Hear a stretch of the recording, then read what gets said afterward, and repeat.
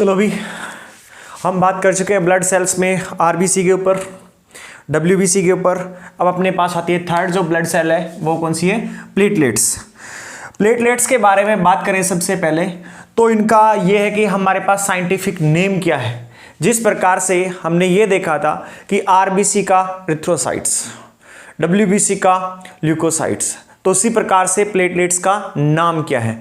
तो प्लेटलेट्स के नाम की बात करें हम तो अपने पास प्लेटलेट्स का नाम है थ्रोम्बोसाइट्स।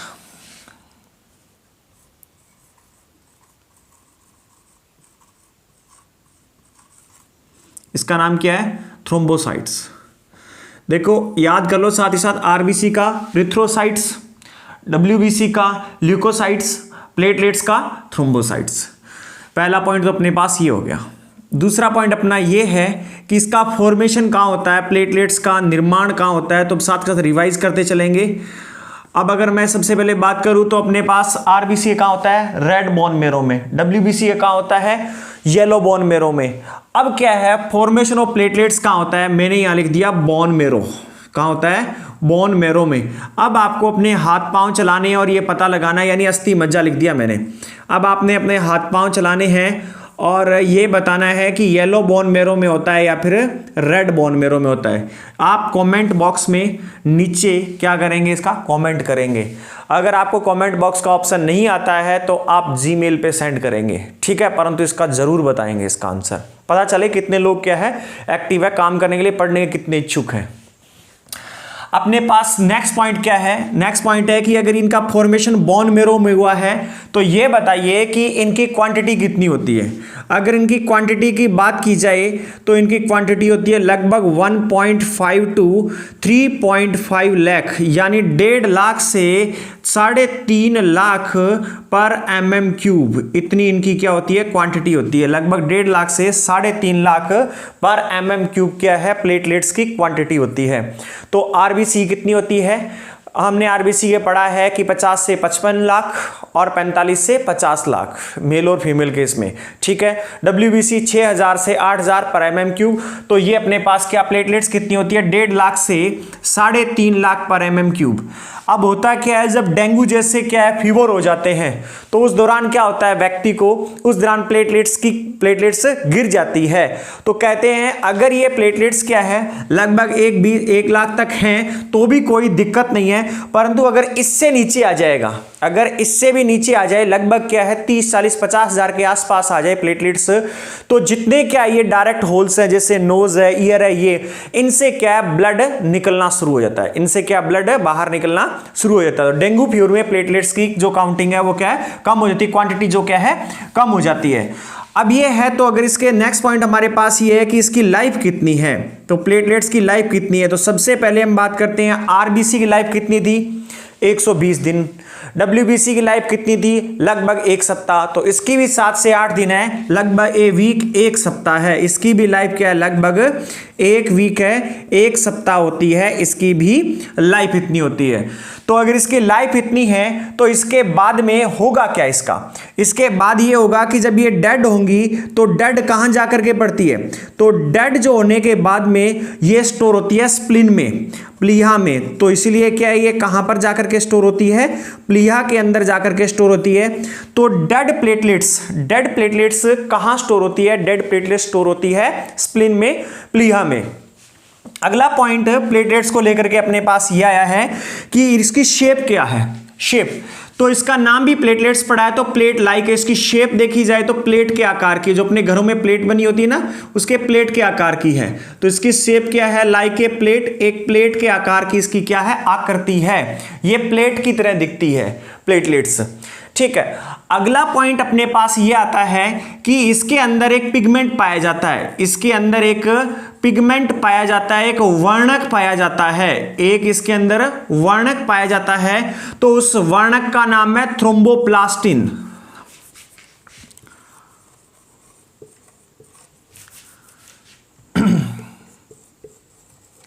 उस वर्णक का नाम है थ्रोम्बोप्लास्टिन। तो ये कई बार पूछा जाता है थ्रोम्बोप्लास्टिन नामक वर्णक किसमें पाया जाता है? तो प्लेटलेट्स में पाया जाता है। इस थ्रोम्बोप्लास्टिन वर्णक का कार्य क्या है? ये हेल्पफुल है, ये सहायक है, ये क्या है? हेल्पफुल है ब्लड क्लॉटिंग में। किसमें? ब्लड क्लॉटिंग में सहायक है। ब्लड क्लॉटिंग जब आपको पढ़ा रहूंगा तो ये किस लिए सहायक है वहां हमें पता चल जाएगा इसकी कितनी जरूरत है, कितनी जरूरत नहीं है। ब्लड क्लॉटिंग होते हुए तो उसके अंदर डिफरेंट स्टेज जो गुजरती है या जो प्रोसेस होता है, तो उस प्रोसेस में एक जो स्टेज है ये भी हमारे पास थ्रोम्बोप्लास्टिन भी एक क्या उसमें से स्टेज क्या है कवर करता है। तो थ्रोम्बोप्लास्टिन नामक पिगमेंट कहां पाया जाता है? थ्रोम्बोप्लास्टिन नामक पिगमेंट प्लेटलेट्स में पाया जाता है, इसीलिए इसे क्या थ्रोम्बोसाइट्स नाम से थ्रोम्बोप्लास्टिन पिगमेंट का नाम आया है। हेल्पफुल किसमें है? ब्लड क्लॉटिंग में। अगर ये पूछे कि रक्त का थक्का जमाने में कौन सहायक होती है, तो प्लेटलेट्स क्या है? हेल्पफुल होती है रक्त का थक्का जमाने में। फंक्शन क्या है? ब्लड क्लॉटिंग में हेल्प प्रदान करना। किसके द्वारा?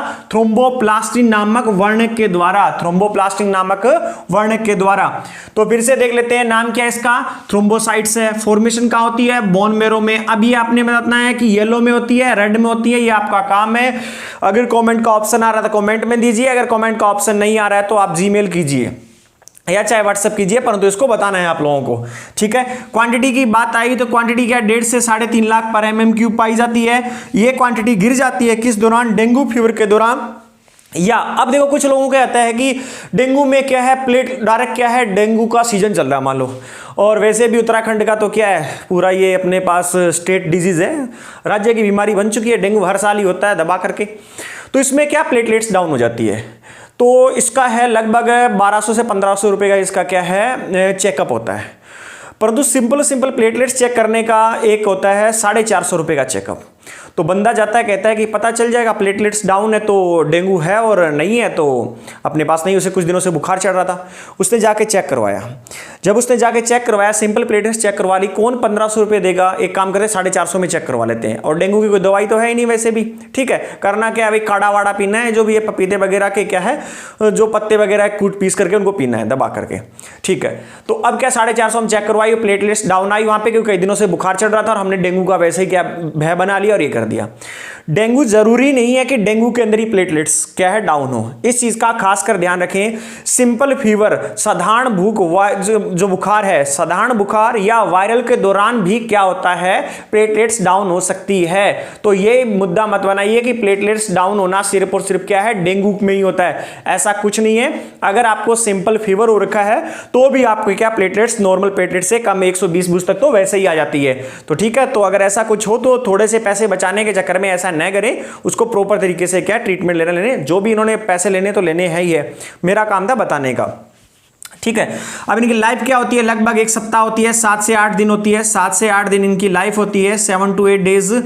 और ये डेड होती है तो कहाँ होती है? ये स्प्लिन प्लिया में होती है। इसकी शेप कैसी होती है? प्लेट के आकार की, इसी प्लेटलेट कहते हैं। और पिगमेंट, इसमें पिगमेंट पाया जाता है कौन सा? थ्रोम्बोप्लास्टिन नामक इसमें क्या वर्णक पाया जाता है जो हेल्पफुल है किसमें? ब्लड क्लॉटिंग में। अपने पास इतने पॉइंट थे ब्लड सेल्स में क्या है करने के लिए, याद रखने के लिए प्लेटलेट्स में। अब क्या है हमारे पास आरबीसी हो चुकी है, डब्ल्यूबीसी हो चुकी है, प्लेटलेट्स हो चुकी है। इन तीनों को एक साथ कंपैरिजन करके आप रिवाइज करें, आपको फिर क्या है और भी अच्छा लगेगा, ठीक है। तो इसको क्या फटाफट नोट करें, इसके बाद हम आगे की बात करते हैं अपने पास क्या है। अच्छा एक चीज और बता देता हूं, क्या इसमें न्यूक्लियस पाया जाता है? न्यूक्लियस की बात तो हमने हर किसी में की, न्यूक्लियस किसमें? आरबीसी में। अगर न्यूक्लियस की बात की तो न्यूक्लियस की बात करें केंद्रक की, अगर हम बात करें केंद्रक की तो हमने आरबीसी के अंदर क्या केंद्रक पाया था? नहीं जी, उसका एक्सेप्शन था, अपवाद था। मैमल्स में केंद्रक नहीं पाया जाता है, उसका एक्सेप्शन था हमारे पास क्या? कैमल और लामा, यानी ऊंट और लामा। डब्ल्यूबीसी में पाया जाता जी, हाँ जी डब्ल्यूबीसी में पाया जाता है। तो क्या प्लेटलेट्स के अंदर न्यूक्लियस पाया जाता है? इसमें एब्सेंट होता है, इसमें क्या है? एब्सेंट होता है, अनुपस्थित होता है, नहीं पाया जाता है। इसके अंदर एब्सेंट होता है, अनुपस्थित होता है, नहीं पाया जाता है। तो यहां से क्वेश्चन आता है निम्न में किस में, निम्न में से किस में न्यूक्लियस पाया जाता है या केंद्रक पाया जाता है? तो वहां डब्ल्यूबीसी, आरबीसी, प्लेटलेट्स दिए होते हैं, ठीक है। प्लाज्मा दिया होता है, प्लाज्मा तो अलग चीज होगी, वैसे भी हो तो वैसे हट जाएगा। तो ध्यान रखिए सिर्फ और सिर्फ डब्ल्यूबीसी में पाया जा रहा है, ठीक है। तो इस चीज को ध्यान रखना, अब इसको नोट कर ले।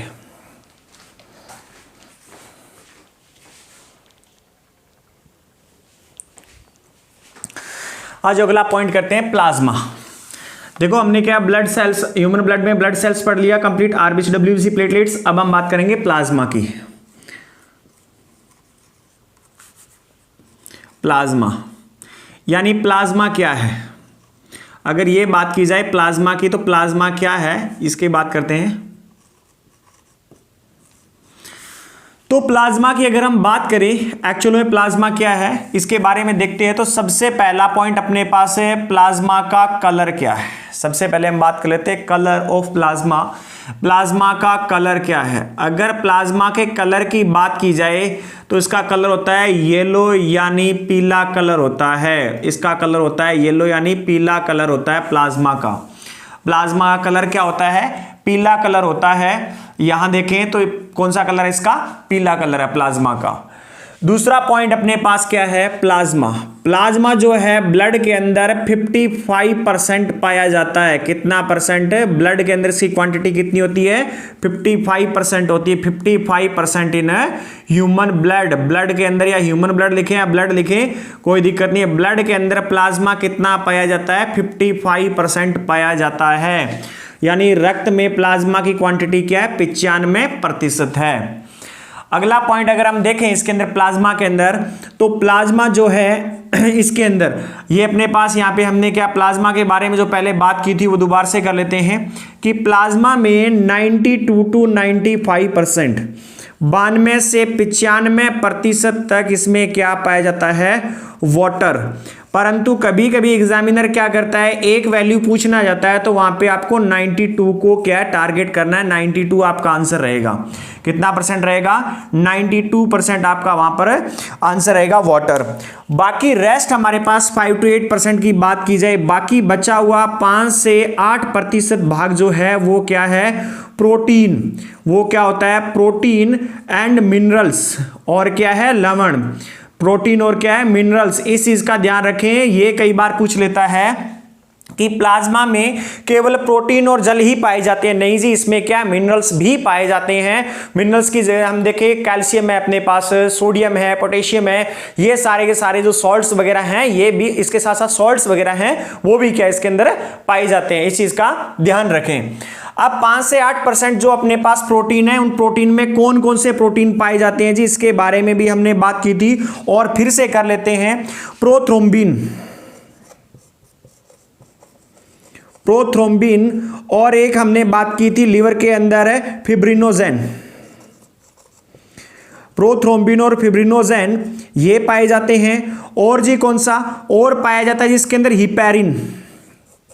और इसके अंदर क्या पाया जाता है, हिपैरिन। अगर आगे हम बात करें और इसमें क्या पाया जाता है, एल्बुमिन। और कौन सा है जी, ग्लोबुलिन। और कौन सा पाया जाता है, ग्लोबुलिन। ये क्या है, एल्बुमिन, हिपैरिन, ग्लोबुलिन, ये क्या इसके अंदर पाए जाते हैं। अब देखते हैं अगर हम बात करें प्रोथ्रोम्बिन और फिब्रिनोजेन, इनका कार्य क्या, इनका फंक्शन क्या है। तो प्रोथ्रोम्बिन और फिब्रिनोजेन की बात की जाए तो ये ब्लड क्लॉटिंग एंजाइम्स होते हैं। ये क्या होते हैं, ब्लड क्लॉटिंग एंजाइम्स होते हैं। एंजाइम ही क्या, प्रोटीन भी कहलाते हैं, एंजाइम्स को प्रोटीन भी कह सकते हैं। तो ये क्या है, ब्लड क्लॉटिंग प्रोटीन होते हैं। ये कैसे होते हैं, blood clotting protein, blood clotting protein होते हैं, ब्लड क्लॉटिंग प्रोटीन होते हैं ये। हिपैरिन क्या होता है, हिपैरिन होता है जी एंटी ब्लड क्लॉटिंग। कैसा होता है जी, anti blood clotting, anti blood clotting enzyme होता है या प्रोटीन होता है। हिपैरिन कैसा होता है, एंटी ब्लड क्लॉटिंग, ये क्या होता है हमारे पास, एंटी ब्लड क्लॉटिंग प्रोटीन होता है। एल्बुमिन और ग्लोबुलिन का कार्य क्या है, इनका कार्य है सिक्योरिटी प्रोवाइड करवाना, यानी एक्सटर्नल। अब देखो एल्बुमिन का एक काम और है जो देखा जाए तो ये हमारे पास क्या है, ऑस्मैटिक प्रेशर, प्राशरण जो दाब है उसको मेंटेन करना, ऑस्मैटिक प्रेशर को मेंटेन करने का काम करता है ये। ऑस्मैटिक प्रेशर को मेंटेन करने का काम करता है, यानी प्राशरण दाब। ये बहुत ही जरूरी है ब्लड के अंदर है, किसी चीज का ऑक्सीजन, कार्बन डाइऑक्साइड है या किसी प्रकार के ग्लूकोज, प्रोटीन, इनका एंटर करना और बाहर निकलना, इनका अंदर जाना, एंटर और एग्जिस्ट डिपेंड किस पे करता है, ऑस्मैटिक प्रेशर पे डिपेंड करता है। ये हम क्या पढ़ेंगे, रेस्पिरेटरी सिस्टम में पढ़ेंगे इस चीज को कहीं पे भी, ठीक है, आगे हम जो चैप्टर अपने पास है। और ग्लोबुलिन का क्या काम है? ग्लोबुलिन का है प्रोटेक्शन फ्रॉम, इसका काम है प्रोटेक्शन प्रोवाइड करवाना। और प्रोटेक्शन किससे? प्रोटेक्शन फ्रॉम इन्फेक्शन, इन्फेक्शन से क्या करना है? प्रोटेक्शन प्रोवाइड करने का काम किसका होता है? ग्लोबुलिन का होता है। इन्फेक्शन से प्रोटेक्शन प्रोवाइड करवाने का काम किसका होता है? ग्लोबुलिन का होता है। तो देखिए प्लाज्मा में 92 to 95% वाटर होता है, एक वैल्यू आए तो 92% देंगे, 5 से 8% बचा हुआ प्रोटीन और मिनरल्स है। मिनरल्स जितने भी सॉल्ट्स वगैरह हैं उनके आप नाम लिख सकते हैं। और यहां हमारे पास ये क्या है? प्रोथ्रोम्बिन, प्रोटीन कौन से? प्रोथ्रोम्बिन, फिब्रिनोजेन, ये दोनों के दोनों हमारे पास क्या है? ब्लड क्लॉटिंग प्रोटीन है, ब्लड क्लॉटिंग एंजाइम है ये वाले।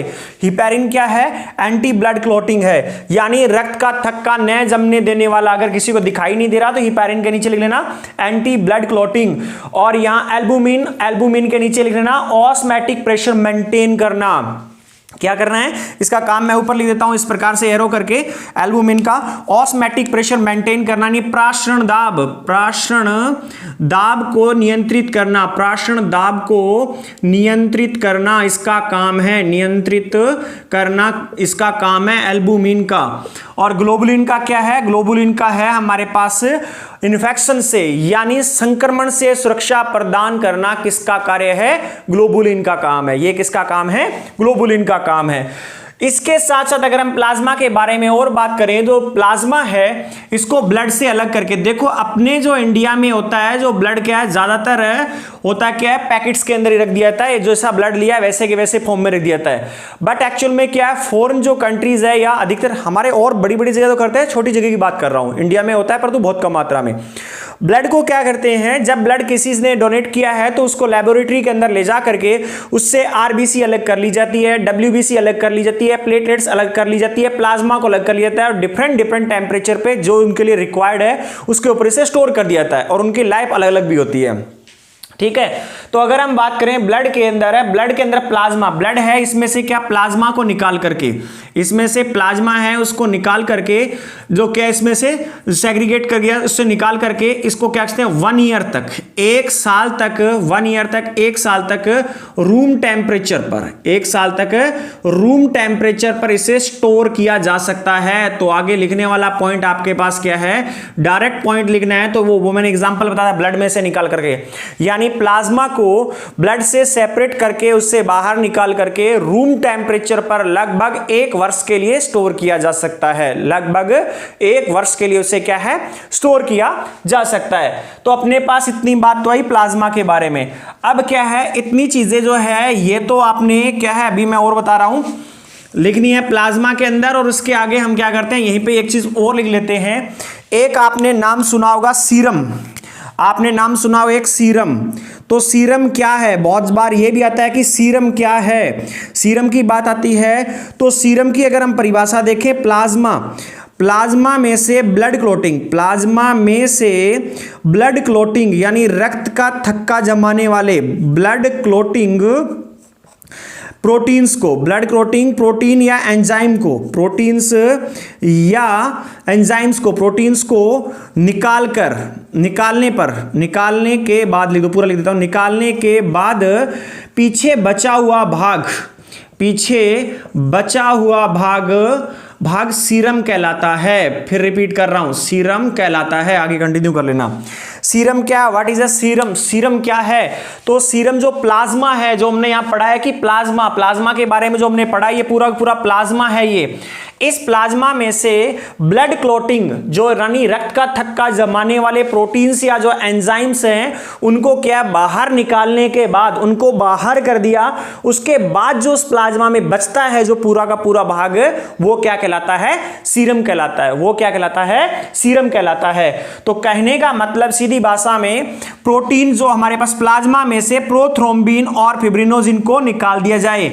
अगर कोई बोले हिपैरिन हमारे पास ब्लड क्लोटिंग एंजाइम है? नहीं जी, हिपैरिन अंदर ही प्रेजेंट रहेगा। क्यों? क्योंकि वो एंटी ब्लड क्लोटिंग है, यानी रक्त का थक्का नहीं जमने देता।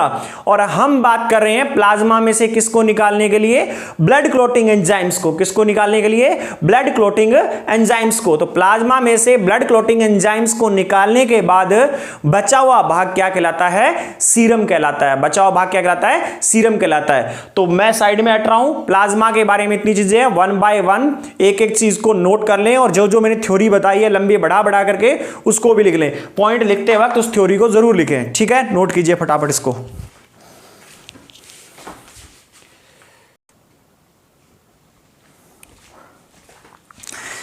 चलो अगला पॉइंट हम देखते हैं अपने पास से। अब तक हम लोग बात कर चुके हैं ह्यूमन ब्लड के बारे में। ह्यूमन ब्लड में blood cells 45%, plasma 55%, blood cells में आरबीसी, डब्ल्यूबीसी, प्लेटलेट्स और प्लाज्मा के बारे में बात कर चुके हैं। अब किस लोगों को लगेगा कि बार बार क्यों दोहरा रहे हो?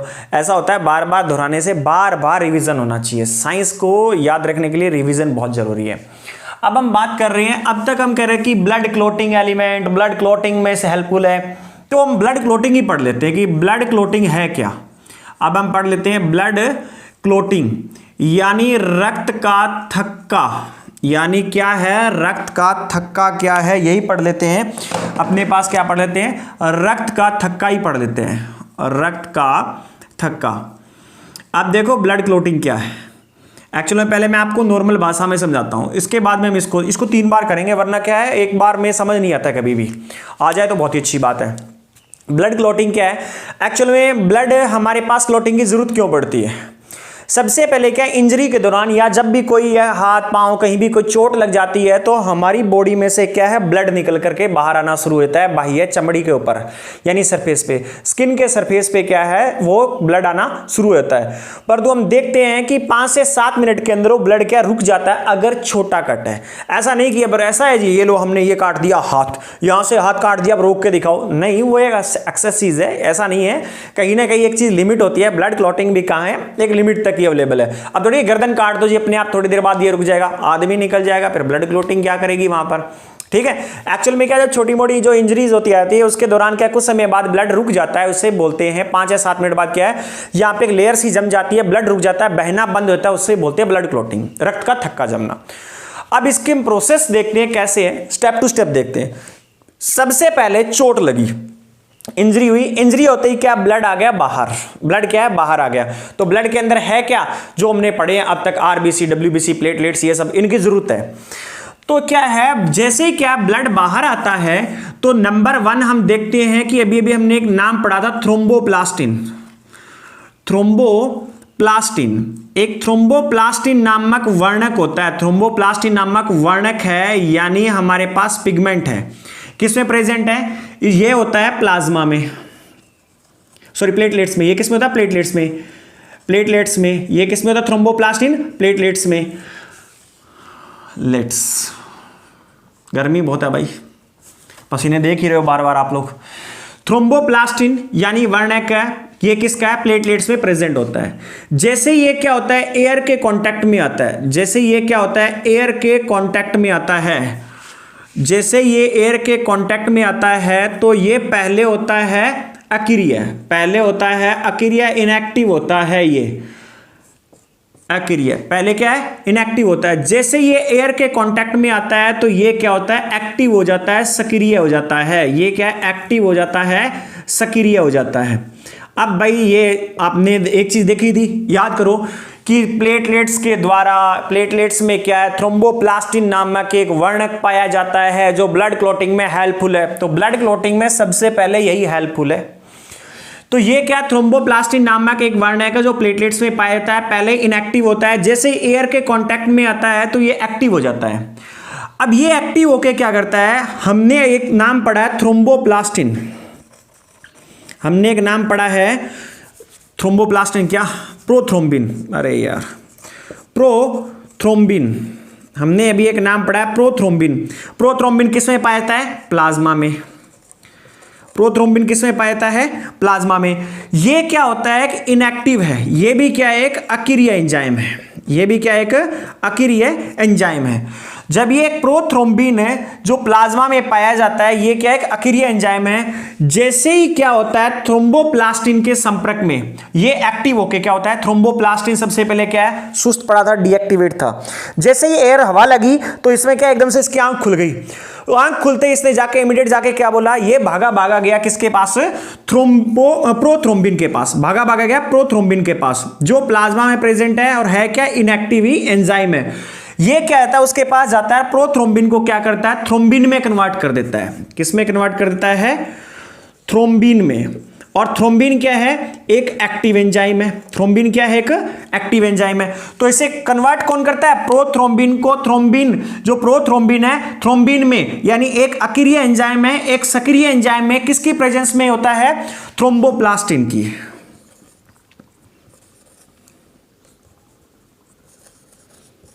थ्रोम्बोप्लास्टिन की प्रेजेंस में क्या है, ये एक्टिवेट हो जाता है। अब थ्रोम्बिन हो गया एक्टिव, थ्रोम्बिन क्या है, जो प्रोथ्रोम्बिन पड़ा था वो क्या हो गया, एक्टिव।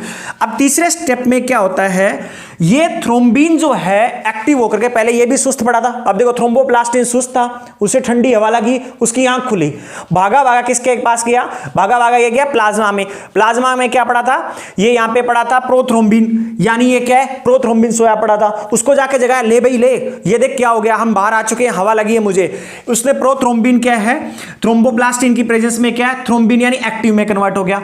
अब ये थ्रोम्बिन जाएगा फिब्रिनोजेन, जो हमने पढ़ा था, कौन सा पढ़ा था, फिब्रिनोजेन। फिब्रिनोजेन जो है उसके, ये भी क्या है, ये भी एक क्या है, अक्रिय है, ये भी क्या है, एक अक्रिय, इनएक्टिव है। और ये जाकर के जो थ्रोम्बिन है ये फिब्रिनोजेन को जाकर के उसे एक्टिव कर देगा, तो वो किस में कन्वर्ट हो जाएगा, फिब्रिन में। वो किस में कन्वर्ट हो जाएगा, फिब्रिन में। अब ये इसको किसने किया एक्टिव है, इसको किया थ्रोम्बिन ने। किसने किया, थ्रोम्बिन ने। और ये फिब्रिन क्या करेगा, अब फिब्रिन का काम है, फिब्रिन यानी ये क्या है, फाइबर है, ये वहां पर इस प्रकार से क्या जाल बना देगा। जहां भी चोट लगी है, जहां भी जिस जगह भी हादसा हुआ, इंजरी हुई है, वहां पे इस प्रकार से ये क्या करेगा, जाल बना देगा। और उस जाल के अंदर क्या है, आरबीसी, डेड आरबीसी, जीवित आरबीसी, डेड डब्ल्यूबीसी सब आकर के फंस करके वहां पर क्या जाम लग जाएगा और उसको क्या रोक देंगे। उससे बोलते हैं ब्लड क्लोटिंग, उससे बोला जाता है ब्लड क्लोटिंग। फिर से रिपीट कर रहा हूं, सुनो।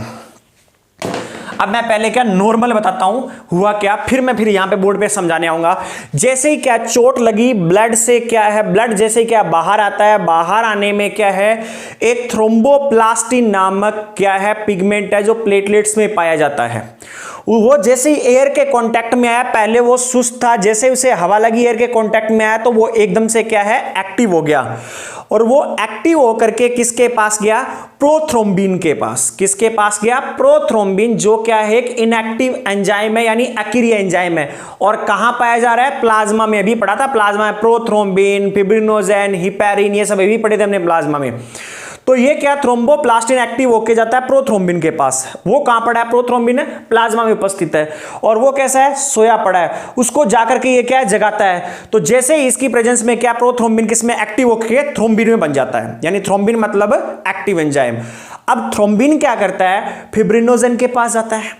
वो क्या, उसके बगल में ही पड़ा है, कहां पर, प्लाज्मा के अंदर ही। तो फिब्रिनोजेन को किस में बदल देता है, फिब्रिन में बदल देता है। और फिब्रिन का काम क्या है, जहां चोट लगी है वहां फटाफट क्या है, फाइबर बना देना, या इस प्रकार से क्या, लेयर बना देना, जाल गूंथ देना, जिसके अंदर क्या है, ब्लड के छोटे छोटे जो इसके अंदर आरबीसी, डब्ल्यूबीसी ये पाए जा रहे हैं, ये उसके अंदर आके फंस जाएं, और फंसने से क्या, ब्लड बाहर आना बंद हो जाए और रुक जाए, उसे कहते हैं ब्लड क्लोटिंग। अब यहां जाओ, नंबर 1 में हम क्या करेंगे, थ्रोम्बोप्लास्टिन जो कहां पाया जा रहा है, प्लेटलेट्स में। एक क्या है, इनएक्टिव एंजाइम है। जैसे एयर के कांटेक्ट में आता है, थ्रोम्बोप्लास्टिन क्या है, सक्रिय हो जाता है, एक्टिव हो जाता है। ये सेकंड स्टेज में क्या है, प्रोथ्रोम्बिन क्या एक इनएक्टिव एंजाइम है, कहां पाया जा रहा है, प्लाज्मा के अंदर पाया जा रहा है। इन प्रेजेंस ऑफ थ्रोम्बोप्लास्टिन ये किसमें कन्वर्ट होता है, थ्रोम्बिन में, एक एक्टिव एंजाइम में। अब क्या है, फिब्रिनोजेन एक अक्रिय एंजाइम है, कहां पाया जा रहा है, ये भी कहां पाया जा रहा है, प्लाज्मा में। तो ये प्लाज्मा में क्या, एक फिब्रिनोजेन अक्रिय एंजाइम है। और ये थ्रोम्बिन क्या करता है, इन प्रेजेंस ऑफ थ्रोम्बिन क्या होता है, इन प्रेजेंस ऑफ थ्रोम्बिन ये क्या होता है, फिब्रिन में बदल जाता है। और फिब्रिन क्या करता है, वहां पे इस प्रकार से जाल बना देता है और ब्लड को क्लॉट कर देता है।